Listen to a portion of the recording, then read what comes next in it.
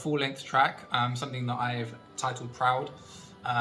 It's probably because this is the first track that I was actually proud of after I made it. The previous tracks I made were okay, but starting out fresh again in making beats and such, they're not great. So this was the first one that I thought really showcased the level and the skill that I could make. It was also the most developed after making beats for like 2 months.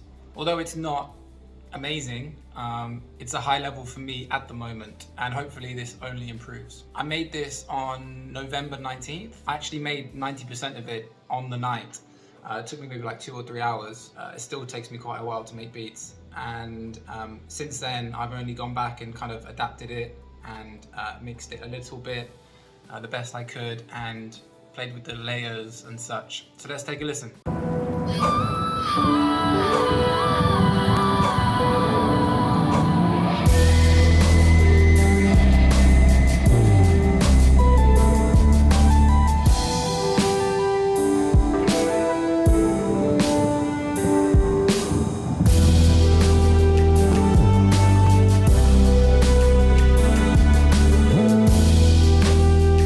I like it a lot. It's got a really epic kind of battle feel to it, which I think is something that I really like. How this translates to a beat that you can actually rap over or sing over, I don't know. One of the biggest issues I have with this track is that I don't know if it's something that an artist could perform over. Anyway, let's get into it. Here is the first melody that I started with.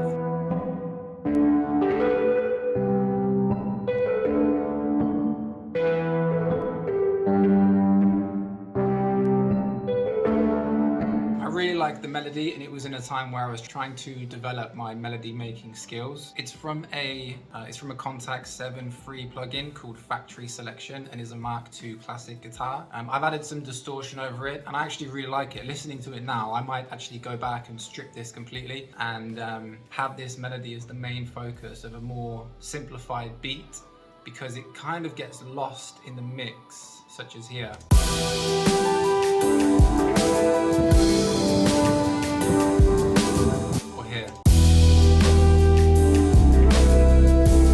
Though it does make for a really good bridge section and introduction where the other levels quieten down. The effects I've put on this are some overdrive and some EQ and reverb. Here we've got some just normal overdrive from Fruity Loops.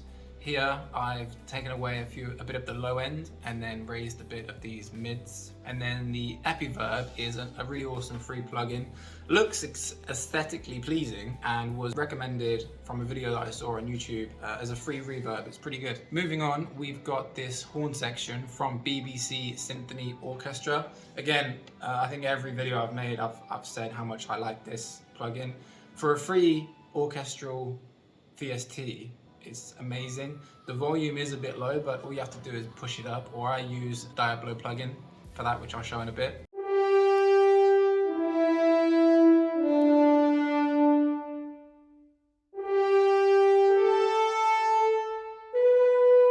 So here I made some unique patterns. I actually started with this first one here, and then made 3 others. I wanted to have this horn section kind of sprinkle in interest throughout the track.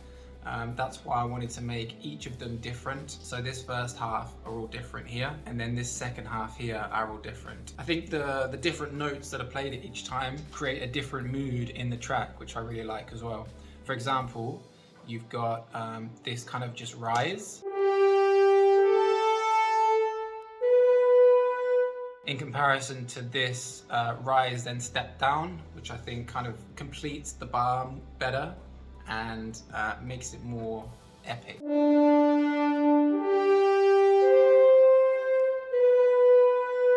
I didn't put any effects on the horns.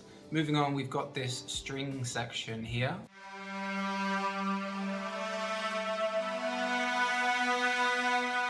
So this is, again, BBC Symphony Orchestra. On this one, I've got some EQ. I've taken out a load of the low end so as not to clash with any of the bass sounds. Stereo enhancer, which I think widens the sound, and I really like strings that are kind of here in the mix above and separating, coming at you and all-encompassing. I've also got some Valhalla Supermassive, which I'm not too sure what it does, and I haven't really played about with the Valhalla plugins that I did get, but it's free, and it seems to just split up the mix even more. It probably does the same as the stereo enhancer. So once I've got more time to mess around and figure out what the Valhalla ones do, I'll have a better idea. And then lastly, I've got this Cymatics Diablo Lite, which is built for drums to make them punchier. But I use it on certain tracks just to up the volume. Over here, you can use this clip tool. Next, I made another string section. This was more of a higher end, so we had the main strings down here, and now I've got this violin section.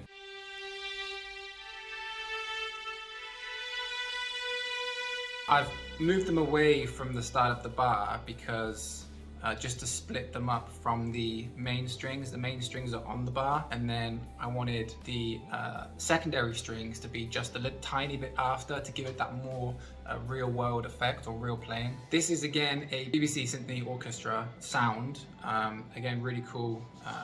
Another great thing about this is that you can decide the type of playing: long, spiccato, pizzicato, tremolo. Hopefully I said all those correctly. And the effects that I've got on this are again some EQ, just to take out some of the mids and keep it more high end. Another stereo enhancer, Supermassive again to split it up even more.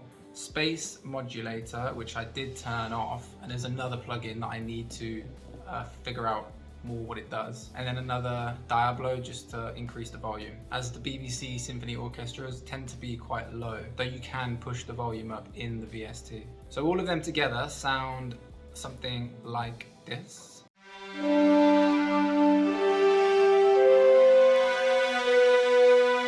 Next, we're moving to the low end, which is the 808.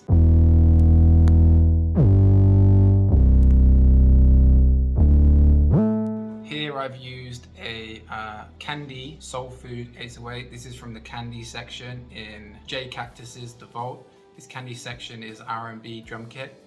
It's got some cool 808s in there. I made unique patterns for this because I also wanted I didn't want the bass to be repetitive throughout. I wanted it to hold a main structure, but I wanted it to divert at different sections. So for example, we've got this.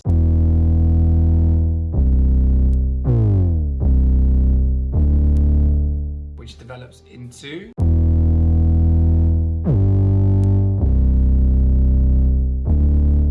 And then we've also got a more simple.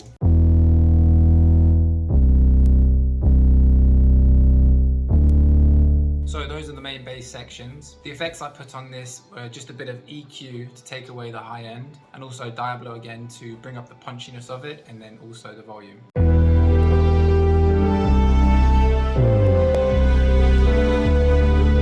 Next, we're moving on to this pure feather sound in flex. This is to sprinkle on some high-end instrumentation, which flutters quite nicely in the mix.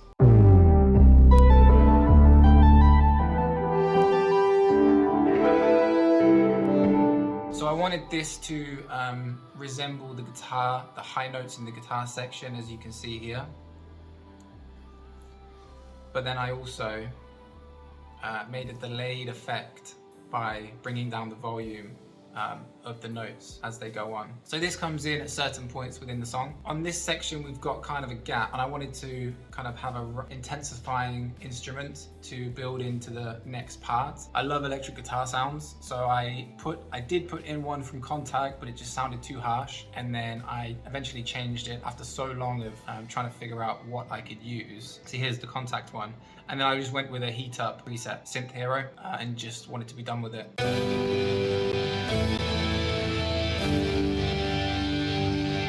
It's very low in the mix. Before you could hear it a lot more, but it kind of seems to clash a little bit as well. Here I've got some EQ to take out that tinniness of the distortion, reverb, guitar rig, which is adding in another layer of overdrive, Diablo Lite to make the attack a bit sharper, and then a multi-band compressor. I'm trying to get back into working with compressors and making everything more professionally sounding, and also it just didn't fit at times. Here you can see it's quite low in the mix.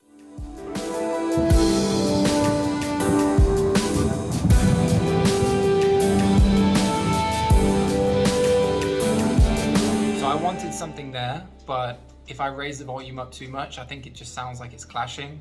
Probably better just to take it away, but I mean, I think it sounds okay as it is. Here we've got this stab feature, which is usynth. However, usynth does not open, it won't connect at home. It connects at my work. I don't know what the issue is with the internet, but yeah, it won't connect. So I recorded the audio.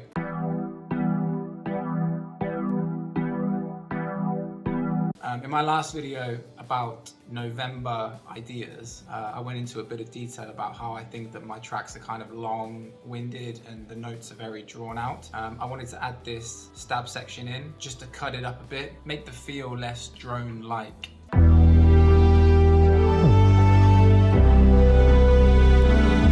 So after that, here I wanted to take out the drum section, which I'll get into in a minute. I wanted to add a little like a break drum kit, so I just grabbed a sample. I think at that point I couldn't be bothered to make something.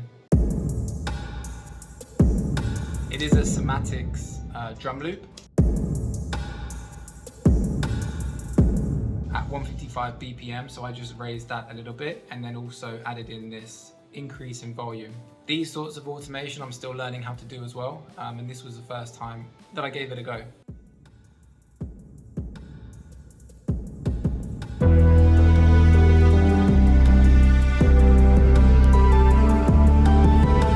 I really like it. I think it adds another dimension to what the beat is. Following that, the rest is pretty much cymbals, crashes, Lex Luger reverse crash, which I love, another Lex Luger trap crash. Here we've got some thunder, but at the moment I really like using rain sounds or nature sounds. This one, because it has that kind of battle feel, I thought thunder would sound really good in it, which you can hear in the introduction.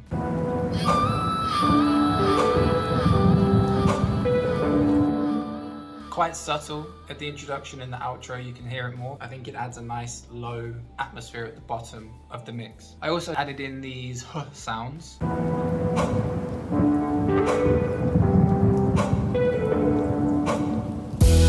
So this is Cymatics. I'm not even going to try and pronounce that, but I like how that adds to the epic march battle kind of feel, kind of pushes the track along. And then I also added these samples quite late. I added these samples after quite a while. These are also from Cymatics Euphoria. This Cymatics Euphoria sample pack. There are some really good vocal samples in here. I liked it. It felt like it was missing something, and I think the female vocal takes it away from like a cinematic landscape to more of a beat, although I still don't know if anybody could do something with it.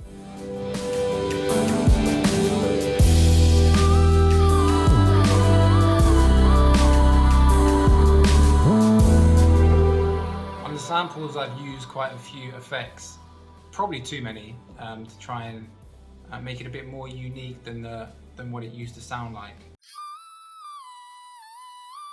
So that's what it used to sound like. Here I've added some EQ and Diablo, some reverb, stereo enhancer, a phaser effect, sound goodizer, which I should probably stop using, Vocodex, which I don't even know if it is working, and delay. For the second set, I just brought them back a bit to give it more of a layered feel. And then the last one, I dropped the pitch down.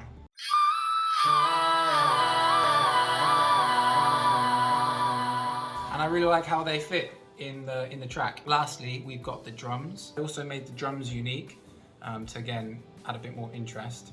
Tried to develop my skill rather than being a new Fruity Loops user who just has the same beat pattern throughout. Here we've got some stuff from J Cactus's Candy section. We've got snares. We've got something from The Source, which is his boom bap pack. We've got ride, we've got kick, we've got hi-hats, we've got snare, 2 different snares. And this is what it sounds like.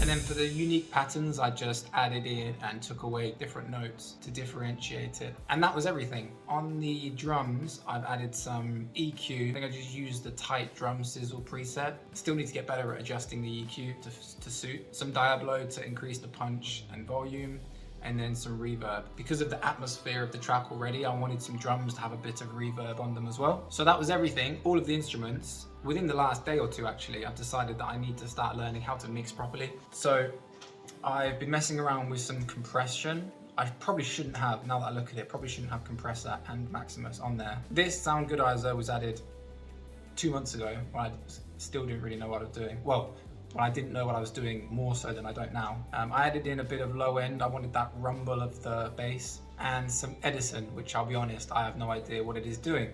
All of this was done before today. Actually, I learned about Maximus, watched a video on it, and went through a quick tutorial about how to adjust the lows, mids and highs, adapt the threshold and search, add pre-gain. I still need a lot of work on how to make my mixes good, but I think this is a good beginning.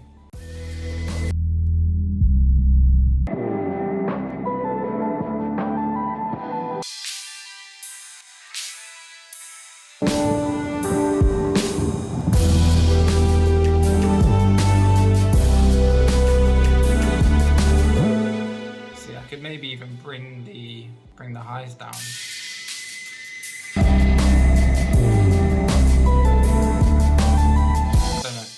Anyway, that was everything in this track. As I say, it's the first one that I'm kind of genuinely proud of and impressed with myself. Hopefully it will only develop, and this is the complete track.